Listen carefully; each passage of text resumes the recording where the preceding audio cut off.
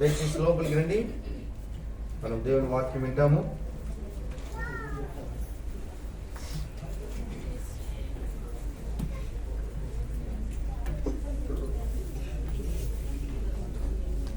నూతన సంవత్సరములో ప్రభువును మనం ఆరాధిస్తూ వచ్చాము. ఈ నూతన సంవత్సరములో మొదటి దినమందు ప్రభువును ఆరాధించిన మనం ప్రభువులో పాల్గొనుటకై దేవుని వాక్యాన్ని మనం కొంత సమయం ధ్యానం కలిగి ఉంటాం. రండి, మొదటి కొరింథీ పత్రిక 11వ అధ్యాయం. మొదటి కొరింథీ పత్రిక 11వ అధ్యాయం అందరం కలిసి 26 నుండి 28 వరకు కలిసి చదువుకుందాం. 26 నుండి 28 వరకు కలిసి చదువుకుందాం. మీరు ఈ రొట్టెను తిని ఈ పాత్రను త్రాగినప్పుడల్లా ప్రభు వచ్చే వరకు ఆయన మరణమును ప్రచురించదు. కాబట్టి ఎవడు అయోగ్యుడుగా ప్రభు యొక్క రొట్టెను తినునో లేక ఆయన పాత్రను త్రాగునో వాడు ప్రభు యొక్క శరీరమును గురించి రక్తమును గురించి అపరాధి ఉండను. కాబట్టి ప్రతి మనుషుడు తను తాను పరీక్షించుకునేవాడు అలాగూ చేశారంటే తిన పాత్ర అనేది త్రాగలను. ప్రోత్సాహం కొరకు ప్రార్థన.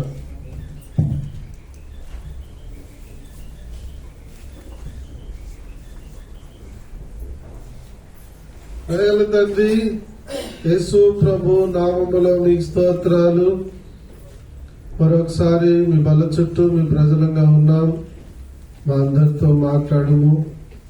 నూతన సంవత్సరంలో ఆత్మతో సత్యముతో ఆరాధించుటకు అవకాశం ఇచ్చారు. ఈ నూతన సంవత్సరంలో యోగ్యులుగా పనిలో పాల్గొనటకై సహాయించి మా అందరితో మాట్లాడమని మీ చేతులకి నన్ను మమ్మల్ని అప్పగించుకుని చూస్తూ తీస్తూ యేసు ప్రభు నామంలో ప్రార్థన చేసి అడుగుతున్నాం తండ్రి, ఆమేన్.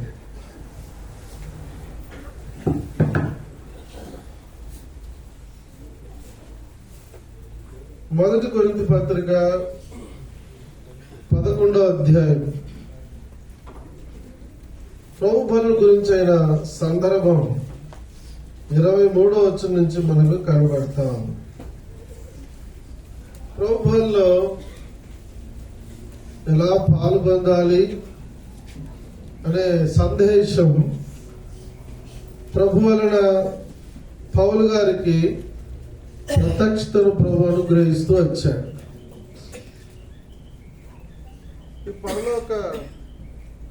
ఈ పరలోక ప్రత్యక్షత పౌలు గారికి ప్రభు ఇచ్చాడు కనుక దేవుని వాక్యములో రాయబడుతూ వచ్చింది. ఆ దినాల్లో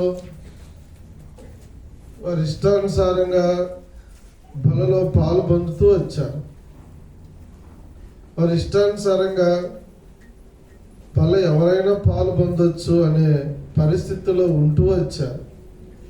అయితే ప్రభు ఈ ప్రత్యక్షతనిచ్చి ఎవరు పాలు పొందాలి లేక ఎలాంటి వారు పాలు పొందాలి, ఎలాగుండి పాలు పొందాలనే విషయాన్ని ప్రభు ఇక్కడ తెలియజేస్తూ వచ్చాడు. సరే, ఇక్కడ చాలా విషయాలు ఉన్నాయి, ఇవన్నీ కూడా మనం చెప్పడానికి టైం సరిపోదు. తలంపును గుర్తు చేసుకుందాం. అందరం కలిసి మరలా మొదటి కొరింథీ పత్రిక 11వ అధ్యాయం 27వ వచనం చదువుకుందాం. మొదటి కొరింథీ పత్రిక 11:27 అందరం కలిసి చదువుతాం. కాబట్టి ఎవడు అయోగ్యముగా ప్రభు యొక్క రొట్టెను తినో లేక ఆయన పాత్రని త్రాగునో వాడు ప్రభు యొక్క శరీరం గురించి రక్తం గురించి అపరాధి అగును. ఆ చివరి పదాన్ని గమనించి మనము ప్రభు యొక్క శరీరం ప్రభు యొక్క రక్తంలో పాలు పొందుతున్నాం, అనగా ఈ రొట్టె ద్రాక్ష రసములో పాలు పొందుతున్నాం. అయితే మనం అపరాధులు మగుట ద్వారా మనకు నష్టం. మనం అపరాధులను కాకుండానట్లుగా ఎటువంటి వారి నుండి మనం ప్రభువులో పాలు పొందాలో ఈ వచనము ద్వారా మనము అర్థం చేసుకోవచ్చు. అందుకనే ఈ 27వ వచనం మొదటి భాగాన్ని గమనిస్తే, కాబట్టి ఎవడు అయోగ్యముగా ప్రభు యొక్క రొట్టెను తినునో లేక ఆయన పాత్రని త్రాగును వాడు ప్రభు యొక్క శరీరం గురించి రక్తం గురించి అపరాధులు. అంటే ఇప్పుడు మొదటి భాగములో ఎవడు అయోగ్యముగా అనే మాట గమనించారు. ఎవడు అయోగ్యము ప్రభు యొక్క రొట్టెను తిన్నో లేక ఆయన పాత్రను త్రాగినో వాడు అపరాధి. ఇప్పుడు ప్రభు కోరేది ఏంటి? ప్రభు వల్ల సందర్భంలో అయోగ్యముగా మనం పాలు పొందితే లేక అయోగ్యముగా మనం ప్రభు యొక్క శరీరాన్ని లేక రక్తాన్ని తిని త్రాగితే అపరాధులము. అంటే యోగ్యులముగా ప్రభు యొక్క శరీరం ప్రభు యొక్క రక్తం మనం తిని త్రాగుట ద్వారా అపరాధం కాదు, మనము మేలు పొందిన వారిగా కనబడతాం. అదే 27వ వచనం మనకు తెలియజేస్తాం. ఇలాగూ ఈ 1 కొరింథీ పత్రిక 11వ అధ్యాయంలో అనేకమైన మాటలు మనకు కనబడతాయి. కనుక యోగ్యులుగా ఉండాలి కానీ అయోగ్యులుగా మనం ఉండకూడదని దేవుని వాక్యం మనకి ఇక్కడ హెచ్చరిస్తాం.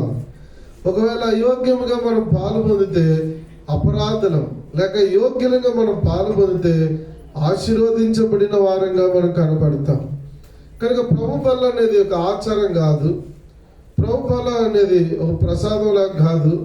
ప్రభు బల్ల అనేది నేను బాప్తిని తీసుకున్నాను కదా కనుక నేను ఖచ్చితంగా ప్రతి వారం పాలు పొందుతా నా ఇష్టం అనేది కాదు. కానీ ప్రతి వారం కూడా మళ్ళీ సరి చేసుకోవటం లేక నూతన పరచబడటం, ప్రభు ఒక వాక్యపు వెలుగులో మన జీవితాలు సరిచేయబడి మనము యోగ్యంగా ప్రభువులో పాలు పొందటం ప్రాముఖ్యం. అందుకనే ఇక్కడ మాట రాయబడుతూ వచ్చింది 27లో ఎవడు అయోగ్యముగా అనే మాట రాయబడుతుంది. కనుక ఎవడు అయోగ్యముగా ప్రభు యొక్క రొట్టెను తిన్నో లేక ఆయన పాత్ర తాగనో వాడు అపరాధి. ఇప్పుడు మనం ప్రభు వల్ల సందర్భంలో పరీక్షించుకోవటం ప్రాముఖ్యం. అందుకని 28వ వచనానికి వచ్చినప్పుడు కాబట్టి ప్రతి మనుషుడు తను తాను పరీక్షించు. ఇప్పుడు మనం ఏం పరీక్షించుకోవాలా? మన యోగ్యులమా లేక అయోగ్యులమా? ఈ 2 మాటలు మనం పరీక్షించుకోవటం ప్రాముఖ్యం. నేను దేవుని దృష్టిలో యోగ్యుడునా? నేను దేవుని దృష్టిలో యోగ్యురాలనా? లేక నేను దేవుని దృష్టిలో నాలో అయోగ్యత ఉందా? కనుక యోగ్యత అయోగ్యత ఏదుంది మన జీవితంలో, ఎలాంటి వారుగా ఉన్నాం అనేది పరీక్షించుకొని తెలుసుకొని, ఒకవేళ మన జీవితంలో అయోగ్యత ఉంటే సరి చేసుకొని యోగ్యులుగా మార్చబడి ప్రభువులో పాల్గొనటం అనేది ప్రాముఖ్యం. కనుక ప్రియమైన దేవుని బిడ్డలారా, ఈ నూతన సంవత్సరంలో ఈ మొదటి మాసములో మొదటి దినమందు మనం యోగ్యులుగా ఉన్నామా లేదా అని పరీక్షించుకోవటం కూడా ప్రాముఖ్యమే. సరే, ఇప్పుడు కొన్ని తలంపులు మనం ధ్యానం చేస్తాం. యోగ్యులు ఎవరు? బైబిల్లో యోగ్యులు, బైబిల్ ఎవరు యోగ్యులుగా మనకు కనబడుతున్నారు, వారి జీవితంలో ఉన్న ఆ యోగ్యత ఏంటి అనే విషయాన్ని మనం కొన్ని మాటలు దేవుని వాక్యము నుండి ధ్యానం చేసి ప్రభువులో మనం పాలు పొందడానికి ముందుగా మనం కూడా పరీక్షించుకొని అలాంటి యోగ్యత నా జీవితంలో మన అందరి జీవితంలో ఉందా అని పరీక్షించుకొని మనం ప్రభువులో పాలు పొందడం కాక. మొదటిగా రండి, రూతు గ్రంథం 3వ అధ్యాయం. రూతు గ్రంథం 3వ అధ్యాయం. అందరం కలిసి రూతు గ్రంథం 3వ అధ్యాయం బైబిల్ ఉన్న అందరూ కూడా తీయండి, బాగా చదవండి. 3వ అధ్యాయం 11వ వచనం. Book of Ruth chapter 3 verse 11 all together. అందరూ కలిసి చదువుకుందాం. బిగ్గరగా బాగా చదువు. కాబట్టి నా కుమారి భయపడకుము. చదవండి. నీవు చెప్పినదంతయు నీకు చేసేదని నీవు యోగ్యురాలు అని నా జనులందరూ ఎరుగుదురు. నీవు యోగ్యురాలని నా జనులందరూ ఎరుగుదురు. కనుక ఇక్కడ రూతుని గురించి ఇవ్వబడిన సాక్ష్యం. రూతుని గురించి బోయజ్ చెప్తున్నాడు.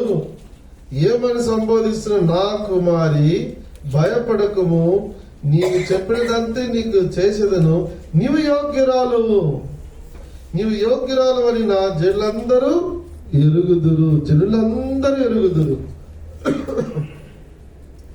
కనుక ఇప్పుడు రూతు జీవితాన్ని ఇక్కడ మనం గమనిస్తే బోయజ్ అంటున్నాడు యోగ్యురాలు అంటున్నాడు.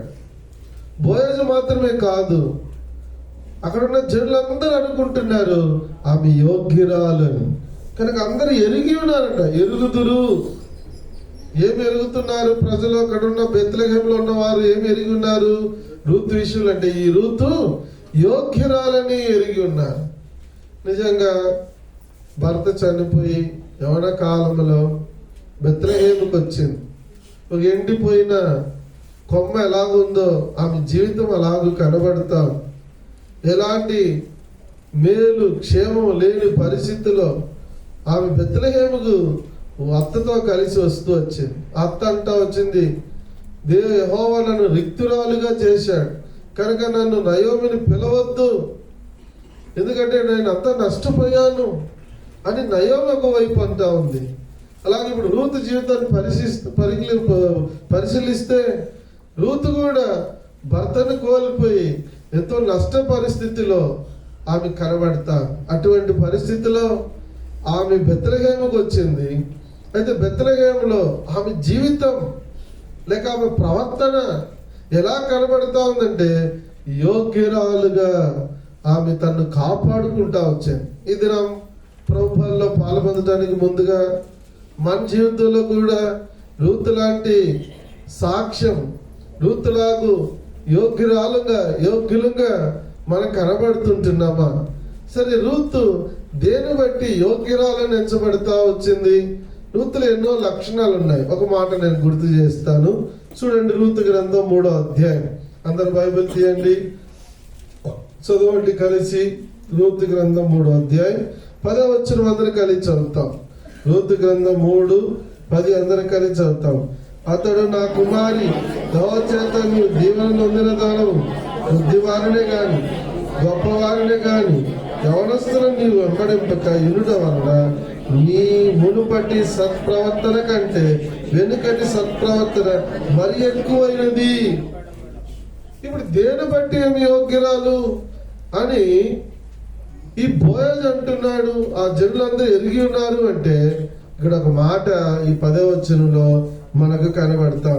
ఏంటి అంటే కొద్దివారినే గాని గొప్పవారినే గాని యవనస్తుల్ని వెంబడింపక ఉండుట వలన ఆమె ప్రవర్తన, ఆమె సత్ప్రవర్తన కనబడతా ఉంది. ఏంటి ఆమెలో ఉన్న ఆ సత్ప్రవర్తన? ఆ సత్ప్రవర్తన ద్వారా ఆమె యోగ్యురాలను ఎంచబడతా ఉంది. యోగ్యురాలు అంటే అర్హురాలు, అన్నిటికీ మేలు పొందటానికి, క్షేమం పొందటానికి. కనుక ఇప్పుడు బోయాజుకు భార్య అవటానికి కూడా యోగ్యురాలైంది.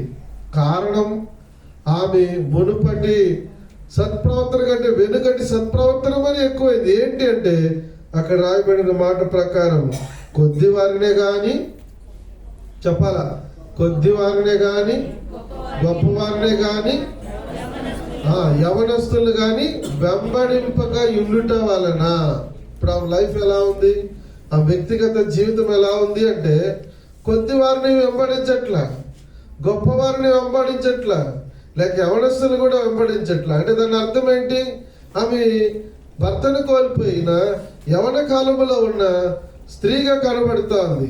ఈ యవన కాలంలో భర్త లేడు, ఆమెను బెదిరించేవారు లేరు, ఆమెను గద్దించేవారు లేరు. అయితే తన ఇష్టానుసారంగా ఉండవచ్చు, తన ఇష్టానుసారంగా బ్రతకడానికి అవకాశం ఉంది. ఆమెకు మోయాబురాలుగా ఆమె ఉన్నప్పటికీ తన ఇష్టానుసారంగా ఉండలేదు, తన ఇష్టానుసారంగా జీవించలేదు. కొద్ది వారిని తన కొరకు ఉంచుకొని వారి వెంట వెళ్ళలేదు, లేక గొప్పవారిని ఎవరి వెంట ఆమె వెళ్ళలేదు, లేక యవనస్తులని ఎవరి వెంట వెళ్ళలేదు. తన వ్యక్తిగత జీవితం విషయంలో ఎంతో జాగ్రత్త కలిగి, యోగ్యురాలు కలిగి, మంచి ప్రవర్తన కలిగి జీవించిన కారణాన్ని బట్టి 11వ వచనంకి వచ్చే వరకు యోగ్యురాలు అని ఎంచబడతాం. ప్రియమైన దేవుని బిడ్డలారా, ఈరోజు మన జీవితంలో మనం నిజంగా ప్రభు కోరే యోగ్యత, ప్రభు కోరే యోగ్యులంగా, ప్రభు దృష్టిలో యోగ్యులంగా మనం ఎంచబడుతున్నామా? ఇప్పుడు మనం అర్థం చేసుకుంటే దేవుని వాక్యంలో 2 కొరింథీ 11లో పవిత్రాలైన కన్యకగా మనం ఒకే పురుషునికి ప్రధానము చేయబడితిమి. ఆయనే ప్రభైన యేసు క్రీస్తు. ప్రభైన యేసు క్రీస్తు వారికి ప్రధానం చేయబడ్డాం. జాగ్రత్తగా మాట, ఎవరికి ప్రదానం చేయబడ్డాం? ప్రభువైన యేసు క్రీస్తు. ఇంకా పెళ్లి కాల, ప్రధానం చేయబడ్డాం అంతే. అయితే ప్రదానం చేయబడిన మనం పెళ్లి దినం వరకు మన పరలోకపు పెళ్లి కుమారుని కలుసుకునేంత వరకు మన జీవితం ఎట్లా కనపడాలా? ఆయన దృష్టిలో యోగ్యులుగా కనబడటం ప్రాముఖ్యం. ఎలా యోగ్యులుగా కనపడగలం? కొద్దివారిని గాని, గొప్పవారిని గాని, యవనస్తులు గాని వెంబడింపగా రూతు ఎలాగూ తన వ్యక్తిగత జీవితాన్ని జాగ్రత్తగా కాపాడుకున్నదో, అలాగే ఈ భూమి మీద ఎక్కడ మనం కలిసిపోకుండా, దేనితోనూ కలిసిపోకుండా, ఈ లోకముతో రాజీ పడకుండా, ఈ లోకంలో ఉన్న వాటితో రాజీ పడకుండా, పాపముతో రాజీ పడిపోకుండా, కలిసిపోకుండా మనల్ని ప్రత్యేకంగా మనం అమర్చుకోవటం ప్రాముఖ్యం. రూత్ అలాగూ ఎవరితో కలిసిపోలేదు, ఎవరిని వెంబడించలేదు. తన జీవితాన్ని యోగ్యంగా, పవిత్రంగా, ప్రత్యేకంగా కాపాడుకున్న కారణాన్ని బట్టి, మంచి ప్రవర్తన కలిగి ఉన్న కారణాన్ని బట్టి ఆమె యోగ్యురాలుగా ఎంచబడతా వచ్చింది. ప్రియమైన దేవుని బిడ్డలారా, మనం చదువుకున్న 1 కొరింథీ పత్రిక 11:27 ప్రకారం ఎవడు అయోగ్యముగా ప్రభు యొక్క రొట్టెని తినునో లేక ఆయన పాత్రలను త్రాగున వాడు అపరాధి అని దేవుని వాక్యం చెప్తా వచ్చింది. కనుక ఈరోజు మన జీవితంలో యోగ్యత ఉందా, అయోగ్యత ఉందా? ఎన్నిసార్లు లోకంతో కలిసిపోయాం, ఎన్నిసార్లు లోకంలో ఉన్న వాటితో కలిసిపోయాం, ఎన్నోసార్లు ఈ లోకంలో ఉన్న వాటితో కలిసిపోయి ప్రత్యేకత లేకుండా మన జీవితాన్ని మరకపరుచుకున్నాం, మన జీవితాన్ని అపవిత్రపరుచుకున్నాం. రూతు లాంటి మంచి ప్రవర్తన లేదు, రూతు లాంటి ఆ ఆత్మీయ ప్రత్యేకత లేదు. కనుక మన జీవితంలో అనేక సార్లు యోగ్యతను కోల్పోయే ప్రమాదంలో మనం ఉంటా వచ్చాం. కనుక గత సంవత్సరం 12 మాసాలు దాటి మనం నూతన సంవత్సరంలో అడుగుపెట్టున్నాం. అయితే గత సంవత్సరాలను మనం తిరిగి చూస్తే, గత దినాల్ని మనం తిరిగి చూస్తే, గత మాసాలను మనం తిరిగి చూస్తే రూతు లాంటి జీవితం మనం జీవించామా? రూతులాగా మనం కొద్దివారిని కానీ, గొప్పవారిని కానీ, యవనస్తులు కానీ వెంబడింపగా ప్రత్యేకంగా ఎలాగో తన జీవితంలో మంచి ప్రవర్తన కలిగి యోగ్యులుగా ఎంచబెడతా వచ్చిందో అలాగ మనం యోగ్యులుగా ఉంటున్నామా? ఇప్పుడు చెప్పే మాట, ప్రభు బలిలో ఎవరు పాలు పొందగలరు? ఆయన శరీరం, ఆయన రక్తంలో ఎవరు పాలు పొందగలరంటే యోగ్యులు మాత్రమే. అయోగ్యం గుండి ఒకవేళ పాలు పొందినా శిక్షా విధి కలుగుటకే మీరు దీన్ని తిని త్రాగుచున్నారని రాయబడుతూ వచ్చింది. కనుక అపరాధులం అవుతాం. అయోగ్యంగా పాలు పొందడం ద్వారా శిక్ష ఉంది, అయోగ్యంగా పాలు పొందడం ద్వారా అపరాధులం అవుతాం. అయోగ్యంగా పాలు పొందడం ద్వారా బలహీనులు నిద్రించుచున్నారు అని దేవుని వాక్యం చెప్తా ఉంది. కనుక ప్రియమైన వాళ్ళారా, ఈరోజు మనం ధ్యానం ప్రకారం యోగ్యులుగా ఉన్నామా లేక యోగ్యత లేని వారంగా కనబడుతున్నామా? రూతు జీవితాన్ని మనం పరిశీలిస్తే ఆమె యోగ్యురాలని ఎంచబడతా వచ్చింది. ఇటువంటి యోగ్యత మనం కూడా కలిగి ఉండినట్లు లోకానికి మనకు సంబంధం లేని వారంగా, లోకంతో కలిసిపోని వారంగా, ప్రత్యేకమైన జీవితంలో జీవించే వారంగా మనం ఉండడం ద్వారా మాత్రమే ఇది సాధ్యం. అప్పుడు మాత్రమే ప్రభు దృష్టిలో యోగ్యులుగా ఎంచబడతాం. ఎవరైతే ప్రభు దృష్టిలో యోగ్యులుగా కనబడుతున్నారో వారు ప్రభు బలిలో పాలు పొందవచ్చు. ఒకవేళ ప్రభు దృష్టిలో యోగ్యులుగా లేకపోయినా మనం పాలు పొందడం ద్వారా అపరాధులం అవుతాం, శిక్షించబడతాం, బలహీనలు అవుతాం, రోగులు అవుతాం, నిద్రించే పరిస్థితులకి మనము భయంకరమైన నష్టములకి మనం వెళ్ళే ప్రమాదం ఉంది. కనుకనే కాబట్టి ప్రతి మనుషుడు తను తాను పరీక్షించుకునే వాళ్ళు. ఇప్పుడు మనం పరీక్షించుకునే సమయం, మనల్ని పరీక్షించుకొని సరి చేసుకునే సమయం, మనల్ని పరీక్షించుకొని సరి చేసుకుని యోగ్యులుగా పాల్పొందే సమయం. ఇప్పుడు మనం పరీక్షించుకుందాం, మన యోగ్యత మనలో ఉందా? రూతు లాంటి యోగ్యులుగా మనం కూడా బ్రతుకుతున్నామా అని మనల్ని మనమే పరీక్షించుకుందాం. కనుక ఇది మొదటి సందర్భంలో రూతు కూడా యోగ్యురాలుగా మనకు కనబడతాం. ఇప్పుడు రెండవ సందర్భానికి వెళ్తాం. రెండవ సందర్భం దేవుని వాక్యం నుండి ఎస్తేరు గ్రంథం మొదటి అధ్యాయం పరిశుద్ధ గ్రంథంలో ఎస్తేరు గ్రంథం అందరం కలిసి 19వ వచనం చివరి భాగాన్ని చదువుతాం. టైం సేవ్ చేయడానికి ఎస్తేరు గ్రంథం మొదటి అధ్యాయం 19వ వచనం చివరి భాగం మనము కలిసి చదువుకుందాం. వస్తి కంటే యోగ్యురాల్ని రాణిగా తాము చేయవలెనో. అక్కడ ఆపుతాం. రెండవ మాట లేక రెండవ సందర్భం, వస్తి కంటే యోగ్యురాల్ని రాణిగా తాము చేయవలెనో. ఈ స్టోరీ అంతా మనకు తెలిసిన విషయమే. జరిగిన ఈ సందర్భం ఎస్తేరు గ్రంథములో ఈయన అహష్వేరోషు రాజు దినములో ఒక పెద్ద విందు చేయించాడు.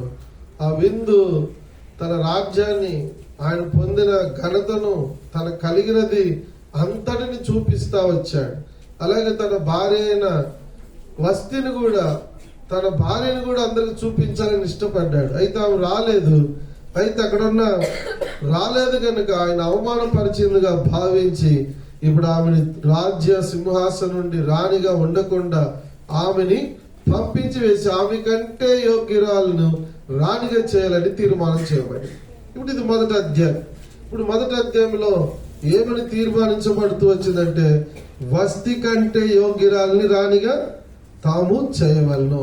అలాగూ చేయటానికి వెదికారు. ఎంతో మందిని తీసుకొచ్చారు, ఎంతో మంది కన్యకలను తీసుకొచ్చారు. దేశమంతటా సంచరించి అనేకమైన కన్యకలు తీసుకొచ్చారు. ఎందుకొరకు అంటే వస్తి కంటే యోగ్యురాలు ఎవరు అని వెదకటానికి, వెదికి ఆమెను రాణిగా చేయటానికి, ఆ యోగ్యురాలు ఎవరో వారు కనుగొనటానికి ప్రయత్నాలు చేసి అనేకమైన కన్యకలు తీసుకొచ్చారు. ఆ కన్యకలలో రాజుకు భారీగా, రాణిగా, యోగ్యురాలుగా ఎవరు సెలెక్ట్ అయ్యారంటే, ఎవరు సెలెక్ట్ అయ్యారు? ఎస్తేరు. ఆమె రాణిగా మార్చబడతా వచ్చింది. సరే, ఇప్పుడు ఎస్తేరు కూడా ఈ వాక్య ప్రకారం మనం అర్థం చేసుకుంటే, ఏ వాక్య ప్రకారం? మొదటి అధ్యాయం 19వ వచనాన్ని మనం అర్థం చేసుకుంటే, వస్తి కంటే యోగ్యురాల్ని రాణిగా చేయాల, అది తీర్మానం. ఇప్పుడు ఎస్తేరు అక్కడ రాణిగా తీర్మానించబడింది, రాణిగా మార్చబడతా వచ్చింది. ఇప్పుడు ఎస్తేరు కూడా ఎలాంటిది? ఎస్తేరు కూడా ఎలాంటిది? యోగ్యురాలు. ఇప్పుడు మనం అర్థం చేసుకుందాం. ఎస్తేరు యోగ్యురాలుగా కనబడతా, అందుకనే ఆమె రాణిగా నియమించబడతా వచ్చింది. సరే, ఎస్తేరు యోగ్యురాలు అనబడటానికి కొన్ని కారణాలు ఉన్నాయి, లేక కొన్ని అనుభవాలు ఉన్నాయి, కొన్ని ఆత్మీయతలు కనబడతా ఉన్నాయి. అయితే అవన్నీ మనం చెప్పుకోవడానికి సమయం చాలదు కనుక నేను ఒక మాట గుర్తు చేస్తున్నాను. ఏంటో మాట? రండి, ఎస్తేరు గ్రంథం 2వ అధ్యాయం. ఎస్తేరు గ్రంథం 2వ అధ్యాయం 20వ వచనం అందరం కలిసి చదువుకుందాం. 20వ వచనం అందరం కలిసి చదువుకుందాం. ఎస్తేరు మొర్దెకై యొక్క పోషణ మందున్న కాలమున చేసినట్టుగానే ఇప్పుడును అతని మాట ఆమె లోబడుచుండెను గనుక మొర్దెకై తనకు ఆజ్ఞాపించిన ప్రకారం ఎస్తేరు తన జాతినైను తన వంశమును తెలియజేయకై ఉండెను. ఇప్పుడు మధ్యలో ఒక మాట నేను గుర్తు చేస్తాను. ఏంటి ఆ మాట అంటే, అతని మాటకు ఆమె లోబడుచుండెను అనే మాట రాబడి. అతని మాటకు ఆమె లోబడుచుండెను. ఎస్తేరు మొర్దెకై పోషణ కాలమున చేసినట్టే ఇప్పుడును అంటే ఆమె స్వభావం మనకు అర్థమవుతుంది. ఇప్పుడు పోషణ కాలం అంటే 2 కాలాల గురించి మాట్లాడతారు. పోషణ కాలం అంటే ఎప్పుడు గురించి? తన తల్లిదండ్రుల్ని కోల్పోయిన కాలం నుండి మొర్దెకై ఆమెకి తండ్రిగా ఉన్నాడు. మొర్దెకై ఇంట్లో పెరుగుతా ఉంది. మొర్దెకై ఆమెను కాపాడుతూ ఉన్నాడు, పోషిస్తున్నాడు, పరామర్శిస్తున్నాడు. అప్పటి నుండి కూడా ఆమె ఎలాంటిదంట? వినండి, చాలా మంది చిన్నగా జారుకుంటున్నారు నిద్రలోకి. అవి ఎలాంటిదంట? లోబడుచుండెను. తర్వాత ఇంకొక మాట అక్కడ ఉంది మనం చదివిన వచ్చంలో, ఇప్పుడును అనే మాట. ఇప్పుడంటే ఏ కాలం? అది గుర్తు మాట. ఏ కాలం గురించి తెలియజేస్తుంది? ఆమె రాణి అయిపోయింది. ఇక్కడ ఇప్పుడు రానే కాలంలో కూడా, రానైన తర్వాత కూడా ఇప్పుడును అనే మాట రాయబడుతూ వచ్చింది. కనుక ప్రియమైన వల్ల ఇప్పుడును అతని మాటకు ఆమె లోబడుచుండెను. అంటే ఇప్పుడు మనం ఆమె యొక్క జీవితాన్ని లేక ఆమె స్వభావాన్ని, ఆమె లక్షణాన్ని మనం గమనిస్తే చిన్ననాటి నుండి ఆమె ఎప్పుడు కూడా మొర్దెకైకి లోబడుతూ ఉంది. అలాగే ఇప్పుడు రాణి అయిన తర్వాత కూడా ఎవరికి లోబడుతూ ఉంది? ఎవరికి లోబడుతూ ఉంది? మొర్దెకైకి లోబడతా. అంటే ఆమె స్వభావం ఏంటి, లేక ఆమె గుణగణం ఏంటి అంటే లోబడే స్వభావం ఉంది. ఏముంది ఆమెకి? ఎస్తేరుకు లోబడే స్వభావం. ఇప్పుడు మనం అర్థం చేసుకుందాం. మరలా ఇప్పుడు మొదటి అధ్యాయానికి వెళ్దాం. మొదటి అధ్యాయానికి వెళ్తే రాజు వస్తిని రమ్మంటా ఉన్నాడు, మెసేజ్ పంపుతున్నాడు షండు చేత. కనుక నపుంసకుడి చేత మెసేజ్ పంపుతున్నాడు, రాణిని తీసుకురండి, రాణిని రమ్మని చెప్పండి. అంటే రాణి వచ్చిందా? రాణి వచ్చిందా? రాలేదా? వస్తి రాలా. అంటే లోబడిందా? లోబడలేదా? రాజుకు లోబడలా. రాజుకు లోబడలేదు కనుక ఆమె యోగ్యురాలుగా ఎంచబడలేదు. రాజుకు లోబడలేదు కనుక రాణి స్థానాన్ని కోల్పోతా వచ్చింది. ఒకవేళ రాజుకు లోబడి ఉంటే ఆమె స్థానాన్ని ఆమె కోల్పోయేది కాదు. ఆమె ఒకవేళ లోబడి ఉంటే రాణిగానే కొనసాగుండు. ఆమె లోబడి ఉంటే ఆమె యోగ్యురాలుగా ఎంచబడి ఉంటుంది. కనుక ఆమె యోగ్యురాలుగా ఎంచబడలేదు. కారణం ఏంటంటే ఆమె జీవితంలో తన భర్తకు, తన రాజుకు, తను పరిపాలించే నాయకుడికి లోబడలేని పరిస్థితుల్లో కనబడతా ఉంది. అది ఇప్పుడు మళ్ళీ 2వ అధ్యాయానికి వస్తే ఇక్కడ మనకు ఎస్తేరు రాణి కనబడతాం. ఇప్పుడు మొదటి అధ్యాయం 19వ వచనములో రాయబడిన రీతిగా వస్తి కంటే యోగ్యురాలను రాణిగా చేయాలి తీర్మానము. అలాంటి తీర్మానం చేయబడతా వచ్చింది. ఇప్పుడు ఎస్తేరాని ఎలా కనబడతా ఉంది 2వ అధ్యాయంలో అంటే ఆమె పోషణ కాలములో నుండి ఇప్పటి వరకు ఇప్పుడు కూడా మొర్దెకై మాట విని లోబడుచుండెను. అంటే ఇప్పుడు ఆమె స్వభావం ఎటువంటిది అంటే లోబడే స్వభావం. కనుక యోగ్యురాలు, ఆమె లోబడుతుందని కనుక యోగ్యురాలు, కనుక లోబడే స్వభావం ఉంది కనుక ఆమె యోగ్యురాలుగా రాణిగా మార్చబడతా వచ్చింది. ఇప్పుడు మనకు అర్థమైంది. ఇప్పుడు 2వ మాట ఏంటి అంటే ఎవరు యోగ్యులు? ఇప్పుడు చెప్పాలి. ఎవరు యోగ్యులు? అందరు చెప్పాలా? ఎవరు యోగ్యులు? బ్రదర్ సైడ్ ఇంకా చెప్పట్లా. ఎవరు యోగ్య? ఇప్పుడు ఆమెలో ఉన్న యోగ్యత ఏంటి? ఆమెలో ఉన్న యోగ్యత ఏంటి? లోబడుట. ఇప్పుడు మన జీవితంలో కూడా దేవునికి మనం లోబడటం ద్వారా దేవుని చేత మనం కూడా దేవుని దృష్టిలో యోగ్యులంగా ఎంచబడతాం. దేవుని దృష్టిలో యోగ్యులుగా ఎంచబడిన వారే ప్రభువులో పాల్గొంటాం. అందుకనే మనం చదివిన 1 కొరింథీ 11:27లో ఎవడు అయోగ్యముగా ఆయన శరీరమును తిని లేక ఆయన పాత్రలో ఆయన రక్తంలో త్రాగున వాడు అపరాధి అగును.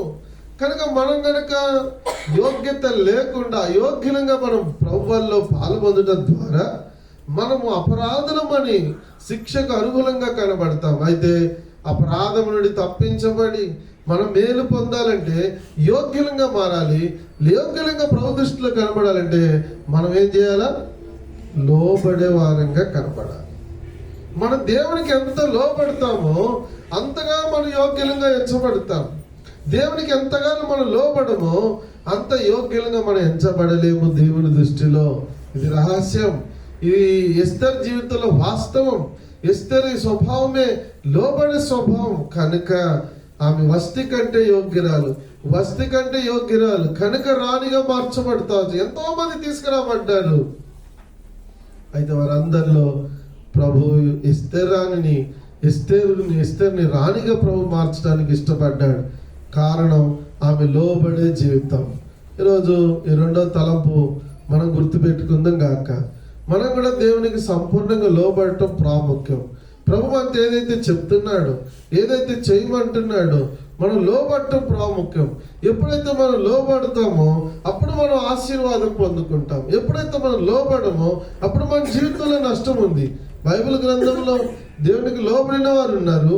బైబిల్ గ్రంథంలో దేవునికి లోబడని వారు కూడా ఉంటూ వచ్చారు. లోబడిన వారేమో ఆశీర్వాదం పొందుకున్నారు, లోబడిన వారు ఆశీర్వాదం పొందుకున్నారు, లోబడని వారు ఆశీర్వాదం పొందుకోలేకపోతూ వచ్చారు. అందుకనే యెషయా 30వ అధ్యాయంలో దేవుని వాక్యం చెప్తుంది, కాబట్టి దేవునికి లోబడి. ఇప్పుడు మనం ఎవరు లోబడిన పిల్లలకు శ్రమ, ఎవరైతే దేవునికి లోబడరో వారికి శ్రమ ఉందని దేవుని వాక్యం తెలియజేస్తాను. కనుక ప్రియమైన దేవుని బిడ్డలారా, ఈ ఉదయకాలములో, ఈ మొదటి మాసములో, ఈ మొదటి దినమందు మనం యోగ్యులంగా ఎంచబడటం ప్రాముఖ్యం. మనం యోగ్యులంగా ఎంచబడాలంటే మన జీవితంలో విధేయత, సంపూర్ణమైన విధేయత, సంపూర్ణంగా ప్రభుకు అన్ని విషయాల్లో లోబడటం ప్రాముఖ్యం. ప్రభు మనకు చెప్పిన విషయాన్ని అలాగే లోబడట ద్వారా మన జీవితంలో గొప్ప ఆశీర్వాదం. అలాగే అబ్రహాము లోబడ్డాడు, అలాగే ఎంతో మంది భక్తులు లోబడ్డారు. వారి జీవితంలో లోబడుతూ వచ్చారు, వారు గొప్ప ఆశీర్వాదములు పొందుతూ దేవుని దృష్టిలో యోగ్యులుగా వారు ఎంచబడుతూ వచ్చారు. ఇది రెండవ సందర్భం. ఇప్పుడు మూడవ సందర్భానికి వెళ్తాం. రండి, మూడవ సందర్భం లూకాసు వార్త 7వ అధ్యాయం. లూకాసు వార్త 7వ అధ్యాయం చదవండి. 4వ వచనం, అందరూ కలిసి చదవండి. 4వ వచనం స్టార్ట్ చేయండి. 4వ వచనం.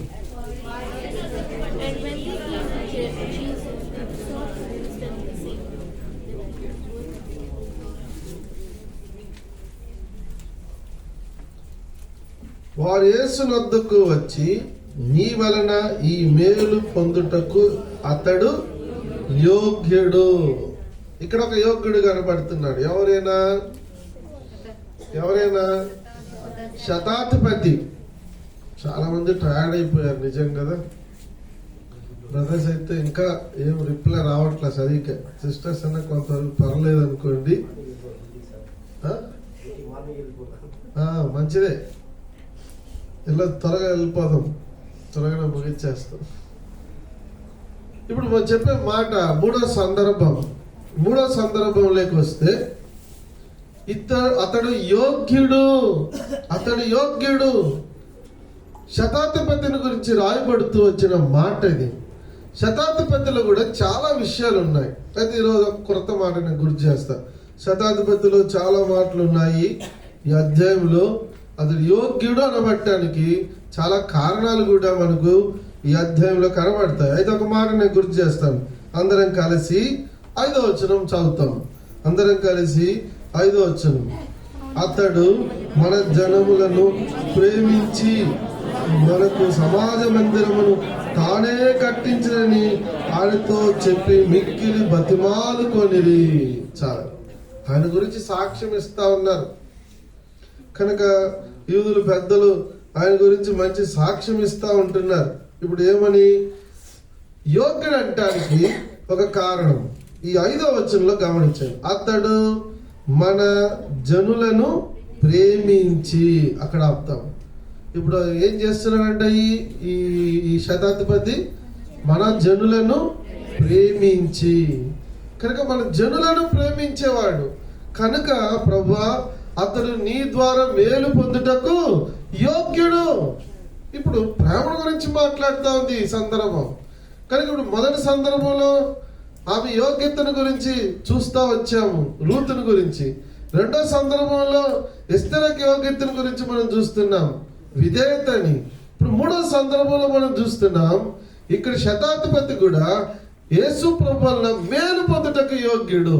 ఇప్పుడు మనం కూడా బలలో పాల్పొందుటకు యోగ్యులుగా ఎంచబడాలంటే మూడవ అనుభవం కూడా ఉండాలి. ఏంటి మూడవ అనుభవం అంటే అతడు మన జనులను ప్రేమించేవాడు. కనుక అతడు మన జనులను ప్రేమించాడు. ఇప్పుడు జాగ్రత్తగా అర్థం చేసుకుందాం. అతడెవరు, ఈ జనులు ఎవరు? వినండి, అతడెవరు, ఈ జనులు ఎవరు? అతడేమో శతాధిపతి అంటే అన్యుడు. ఎవరైనా అన్యుడు. ఈ జనులు అంటే ఈ జనులు ఎవరు? యూదుల గురించి. యూదులు ప్రేమిస్తారు. అయితే అన్యుడు యూదులను ప్రేమిస్తా ఉన్నాడు. ఈ అన్యుడు వాక్యం లేనివాడు, ధర్మశాస్త్రం లేనివాడు, వాగ్దానం లేనివాడు, నిరీక్షణ లేనివాడు, దేవుని ఎరగనివాడు, దేవునికి దూరస్తుడు. ఇవన్నీ ఎఫెసీ పత్రికలో ఉన్న మాటలే. కనుక అలాంటి అన్యుడు ఎవరిని ప్రేమిస్తున్నాడు? యూదులు, అంటే దేవుని ప్రజలను ప్రేమిస్తా ఉన్నాడు. ఒక అన్యుడు దేవుని ప్రజలు ప్రేమిస్తా ఉన్నాడు కనుక అతను మన జనులను ప్రేమిస్తున్నాడు కనుక ప్రభువాతడు మీ ద్వారా మేలు పొందుటకు యోగ్యుడు. కనుక ఇప్పుడు సందర్భం ఏంటంటే యోగ్యుడుగా ఎంచబడటానికి కొన్ని కారణాలు ఉన్నాయి. అయితే ఒక్క మాట గుర్తు చేసుకుంటున్నాం, దేవుని ప్రజలను ఇతడు ఏం చేస్తున్నాడంట? ప్రేమిస్తా ఉన్నాడు. అంటే నేను అనుకుంటా ఈ యూదులంటే నిష్ట కలిగిన వారే, యూదులంటే ధర్మశాస్త్రాన్ని పాటించేవారే, యూదులంటే ఏకైక దేవుణ్ణి ఆరాధించేవారే. అటువంటి ప్రజలను చూచి అతను కూడా ఇన్స్పిరేషన్ గురయ్యి ఆ ప్రజలను, ఆ దేవుని జీవంగల దేవుణ్ణి ఆరాధించే ఆ ప్రజలను ప్రేమిస్తా వస్తా ఉన్నాడు. ఇంకా ఆయన వారిని ప్రేమించడానికి ఇంకెన్ని కారణాలు ఉన్నాయో మనకు తెలియదు. అయితే ఇప్పుడు మనం అర్థం చేసుకుందాం, దేవుని ప్రజలను ప్రేమించిన వ్యక్తిగా ఉన్నాడు గనుక అతడు ప్రభువు చేత మేలు పొందటానికి యోగ్యుడిగా ఎంచబడతా ఉన్నాడు.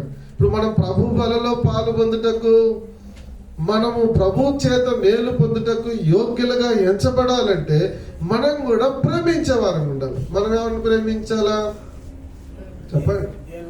మనం కూడా దేవుని ప్రజల్ని ప్రేమించాలండి. ఆయన ఎలాగ దేవుని ప్రజలను ప్రేమించాడో మనం కూడా దేవుని ప్రజలను ప్రేమించడం ప్రాముఖ్యం. ఇప్పుడు ఇక్కడ ఉన్న మాట ఏంటంటే ఒక అన్యుడే దేవుని ప్రజలను ప్రేమించగా దేవుని ప్రజలు ఎందుకు ప్రేమించలేకపోతున్నాం? అర్థమవుతుంది నేను చెప్పే మాట. ఒక అన్యుడు దేవుని ప్రజలు ప్రేమించగా మనము దేవుని ప్రజలమై ఉండి ఒక్క తండ్రిని కలిగి ఉన్నాం, ఆ తండ్రి చేత రక్షించబడ్డాం, ఒకే పరలోక కుటుంబంగా కనబడుతున్నాం. అయితే ఈ దినాల్లో ఒకరినొకరు ఏం చేసుకోలేకపోతున్నాం? ప్రేమించుకోలేకపోతాం. ఈ దినాల్లో ఒకరినొకరు ద్వేషిస్తా ఉన్నాం, ఒకరి మీద ఒకరు నిందలు వేస్తా ఉన్నాం, ఒకరినొకరు విమర్శించుకుంటా ఉన్నాం, ఒకరి మీద ఒకరు కేసులు వేసుకుంటా ఉన్నాం. ఒక కుటుంబంలో ఉన్నవారమే కనుక ఒక కుటుంబంలో ఉన్నవారికి కూడా సరైన ప్రేమ అనురాగం బంధం లేదు. ఒక సంఘములో ఉన్నవారికి కూడా సరైన ప్రేమ బంధం లేదు. కనుక ఒక ఉద్యోగ స్థలంలో ఉండేవారికి కూడా సరైన ప్రేమ బంధుత్వం లేదు. కనుక ఈ దినాల్లో దేవుని ప్రజలు ఎక్కడున్నా సరైన విధానంలో ఒకరినొకరు ప్రేమించుకోలేని పరిస్థితుల్లో కనబడతా ఉంటున్నారు. అయితే ఈ వ్యక్తి, ఈ శతాధిపతి ఇటువంటి వ్యక్తిగా కనబడుతున్నాడంటే దేవుని ప్రజలను ప్రేమించే వ్యక్తిగా కనబడతా ఉన్నాడు. ప్రేమ దేవుని బిడ్డలారా, ఈరోజు మన యోగ్యులుగా ఎంచబడటానికి ఈ మూడో కారణం కూడా అవసరం. కనుక మనం కూడా నిజంగా ప్రభు బిడ్డలను ప్రేమిస్తున్నామా? మనం ప్రభు బిడ్డలను ప్రేమించే అనుభవంలో మనం కనబడుతూ ఉంటున్నామా? మనము అలాంటి ప్రేమ లేని వారంగా కనబడుతుంటున్నాం. ఈ ప్రేమ ఉంటే మనం సహిస్తాం. కనుక ఈ ప్రేమ బంధం చేత ఒకరినొకరు సహించుకుంటూ ఒకరినొకరు ప్రేమిస్తూ ఆత్మీయంగా మనం ముందుకెళ్ళటం అనేది ప్రాముఖ్యం. ఈరోజు ఒక తీర్మానం చేసుకుందాం. ఈ నూతన సంవత్సరంలోకి వచ్చాం, ఈ నూతన మాసంలోకి వచ్చాం, ఈ మొదటి దినంలోకి వచ్చాం. మనం దేవుని బిడ్డలను ప్రేమించడం కాక దేవుని ప్రజలను మనం ప్రేమించడం ద్వారా యోగ్యంగా ఎంచబడతాం. ఇప్పుడు ఈ మూడు విషయాలు మనం గుర్తుంచుకుందాం. ఇంకా కొన్ని తలంపులు ఉన్నాయి. సరే, టైంను కూడా మనం ఆదాయం చేసుకోవడానికి మరలా మెయిన్ మెసేజ్ ఫోటో కార్డు వాక్యాన్ని మనం వినటానికి కొంత మనము ఈ బల్ల మెసేజ్ మనం క్లుప్తపరచుకుంటాం. ఇప్పుడు మూడు మాటలు మనం వింటా వచ్చాం. మూడు సందర్భంలో ఉండి ముగ్గురు వ్యక్తుల దగ్గర మూడు ప్రాముఖ్యమైన విషయాలు మనం నేర్చుకున్నాం. మొదటి సందర్భం, మొదటి వ్యక్తి ఎవరు? రూత్ దగ్గర నేర్చుకున్న యోగ్యత ఏంటి? కొద్దివారిని గాని గొప్పవారిని గాని యవనస్తులు గాని వెంబడింపగా తన జీవితాన్ని ప్రత్యేకంగా కాపాడుకున్నది. ఎవరిని వెంబడించక, అంటే వారితో కలిసిపోలేదు. అలాగే ఈ భూమి మీద మనం కూడా ఎవరికి సంబంధం లేకుండా, లేక లోకముతో సంబంధం లేకుండా, లోకంలో ఉన్నవాటితో సంబంధం లేకుండా ప్రత్యేకంగా మనం ఉండి మన జీవితంలో మరకలు కనపడకుండా, మన జీవితాన్ని అపవిత్రపరచుకోకుండా పెండ్లి కుమారుని కొరకు కనిపెట్టుకుంటే యోగ్యులంగా మనం ఉండటం అనేది ప్రాముఖ్యం.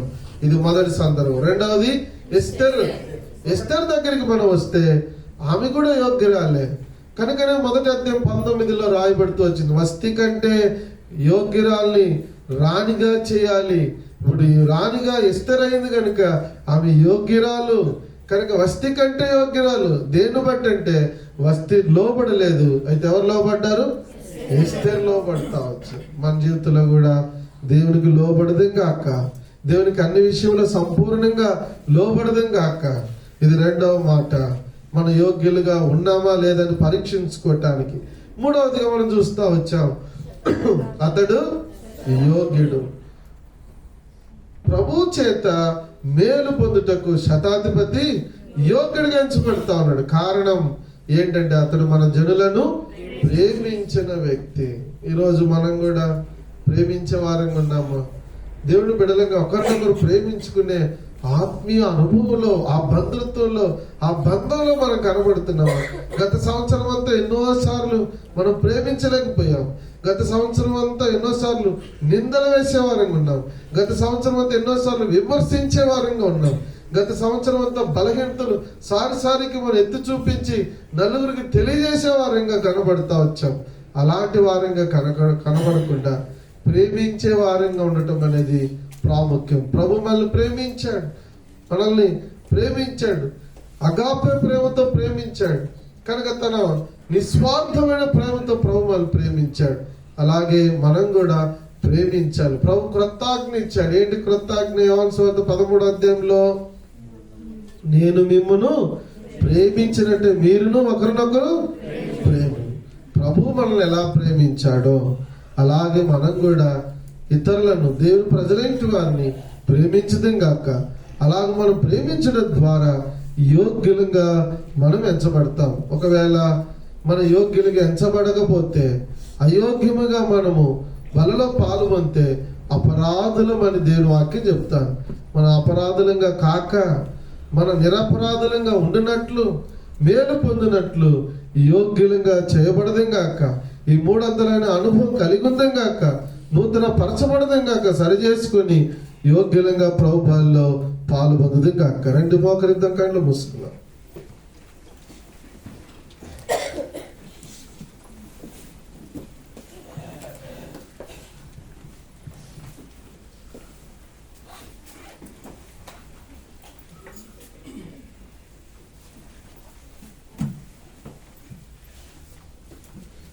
ప్రార్థన చేస్తాము.